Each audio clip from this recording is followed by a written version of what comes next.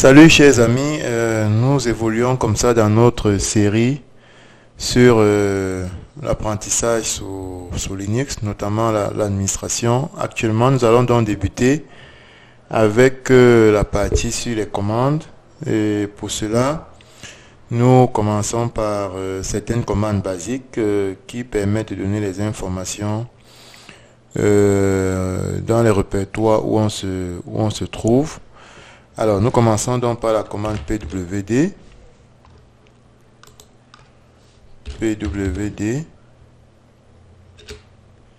Ok, pwd me donne le répertoire dans lequel je me trouve actuellement. Ok, donc là, ça veut dire que je me trouve donc dans /home /chafros.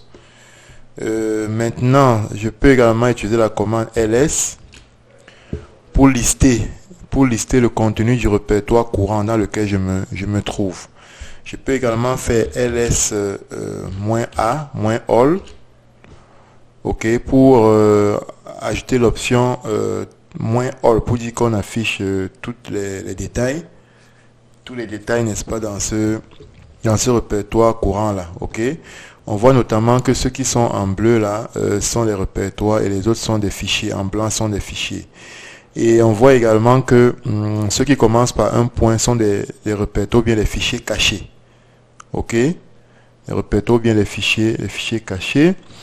Et ici, le premier point, ça veut dire le répertoire courant, et le point veut dire le répertoire parent.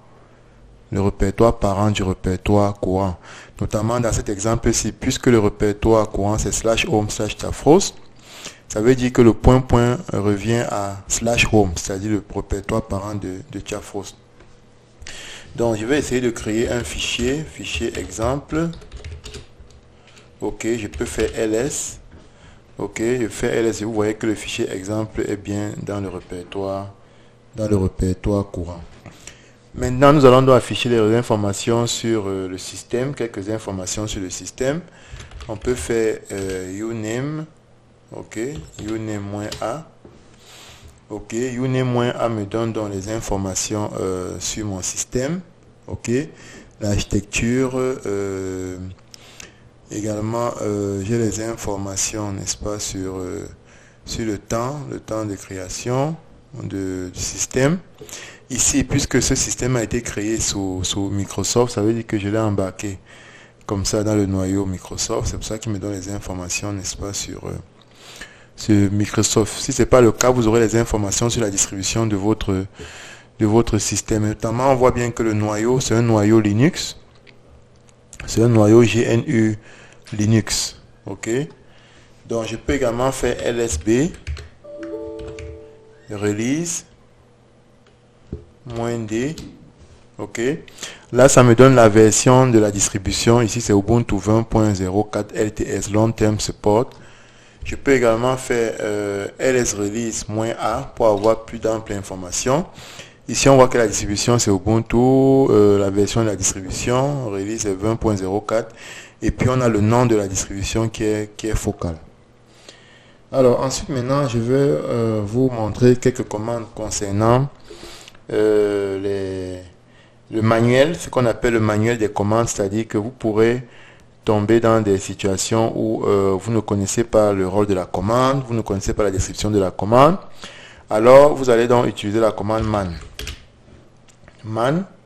Je vais faire par exemple man ls. Ok. Vous voyez donc que là, il m'affiche dans la description le manuel, ce qu'on appelle le manuel, bien la documentation sur la commande ls, en me donnant son rôle, en me donnant sa description et puis les différentes options qu'on peut utiliser avec la commande. Ok. Vous voyez, il y a dans les différentes options avec lesquelles on peut utiliser pour la commande. Ok. Pour sortir de là, je tape Q. Voilà, je sors de là. Mais maintenant, ce qui est important avec le manuel, c'est quoi? C'est que dans une page de manuel, il y a donc ce qu'on appelle des sections. Ok. Il y a les numéros des sections qui sont déjà connus sur le système Linux.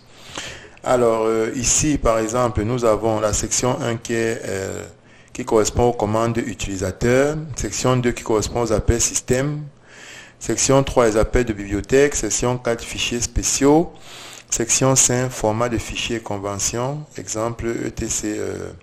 PassWD. Section 6, c'est les jeux, les commandes liées au jeu. Section 7, c'est les divers, notamment qui inclut les packages, les macros et les conventions. Section 8, sont les commandes d'administration système. Ok, généralement, les commandes utilisées en mode route. Et la section 9, ce sont les routines du noyau. Alors, considérant donc cet aspect-ci, lorsqu'on revient donc ici, et que l'on refait man ls, alors on voit ici qu'on a mis ls entre parenthèses 1, ça veut donc dire que cette commande-là, cette définition du manuel-ci appartient à la section numéro 1. Ok, vous voyez, manual page ls1, ça veut dire que ça appartient à la section numéro 1.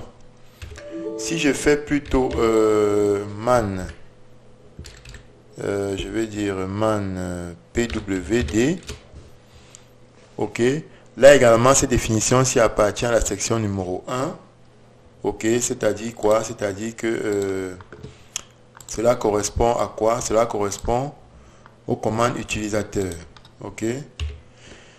Maintenant si je fais par exemple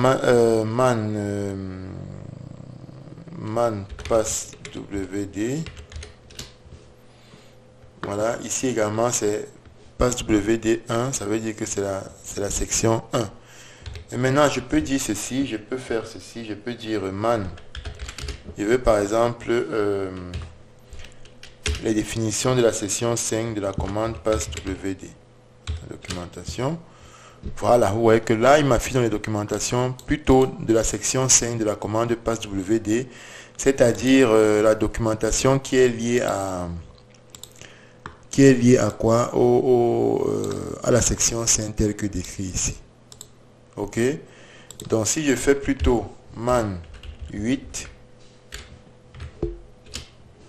voilà, vous voyez que là il n'y a pas d'entrée correspondant à la commande passwd dans la section 8 qui concerne les commandes d'administration système. Alors maintenant, si je continue, je vais donc utiliser plutôt la commande à propos. Au lieu d'utiliser le man, on peut utiliser la commande à propos ls. Voilà. Vous voyez, donc avec à propos, donc la commande à propos nous donne dans les différentes sections dans lesquelles cette commande est décrite. Ok, vous voyez, dans lesquelles elle est décrite. Alors, à propos, on l'utilise pourquoi? Parce que généralement, il peut arriver les cas où vous ne connaissez pas exactement le nom de la commande. Et dans ce cas, alors, vous devez mettre un mot qui peut se rapprocher de, voilà, un mot, effectivement, qui peut nous guider sur les commandes qui sont liées à la commande que vous souhaitez, quoi. Ok, donc si je fais par exemple à propos kernel, vous voyez, à propos kernel, vous allez voir que, par exemple, ça me donne les commandes qui me renvoient des informations sur le noyau. Vous voyez, par exemple, là. Et parmi cela, vous verrez sûrement qu'il y a...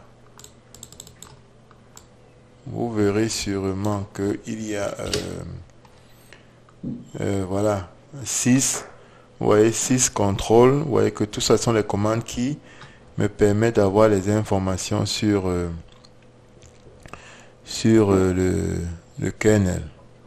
Ok, donc ça dans le cas où vous ne connaissez pas exactement la commande. Contrairement à man, il faut connaître exactement la commande. Ok, maintenant on peut également taper je vais taper comme ça je vais également taper info. Il y a également la commande info. Je dis par exemple info uname. Voilà. Info uname. Ok. Qui fait un peu le même travail que man, mais il est encore un peu plus détaillé. Ok. Il est encore un peu plus détaillé que le man. Ok. Et on sort toujours avec Q. Maintenant, la commande type, si je veux avoir les informations, par exemple, uname, vous voyez que je vais avoir type uname. Alors là, j'ai les informations sur uname, c'est-à-dire que le répertoire dans lequel se trouve uname. et quel est le type de fichier à quoi renvoie uname. Ok, si on dit que uname is hashed, ça veut dire que effectivement il y a une table de hachage qui me permet de faciliter. Le système a cette table de hachage qui permet la facilitation de l'indexation de cette commande là, ok, pour que ce soit plus rapide lorsque l'utilisateur requiert cette commande. Je peux utiliser plusieurs commandes au même moment.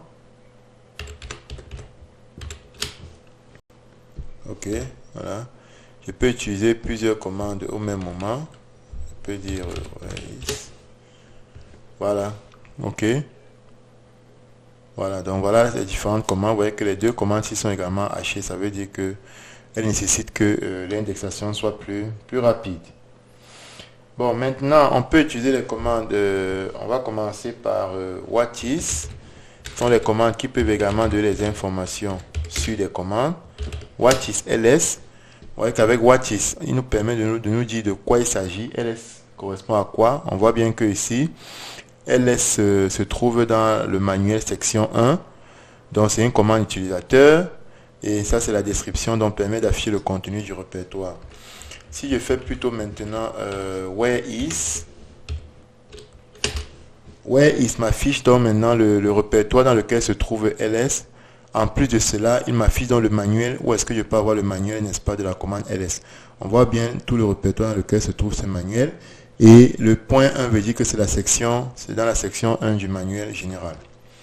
Donc maintenant, je peux faire également which ls. Which me donne tout simplement le répertoire dans lequel se trouve la commande. Ok.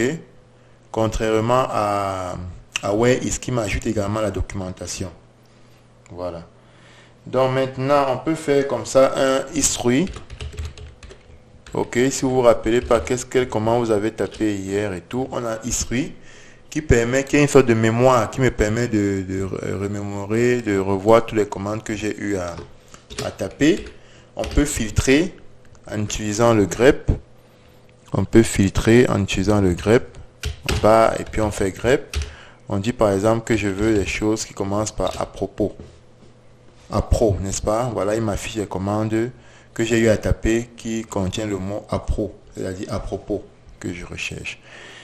Voilà un peu quelques commandes basiques que je voulais vous présenter aujourd'hui.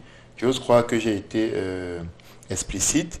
Et je vous demande donc de les retaper pour voir de quoi il s'agit évidemment. Donc n'oubliez pas de cliquer sur like si vous avez aimé et voilà de consulter le test dans la partie description et de laisser vos commentaires. Si jamais il y a des incompréhensions, je vous répondrai. À nous revoir dans la prochaine vidéo.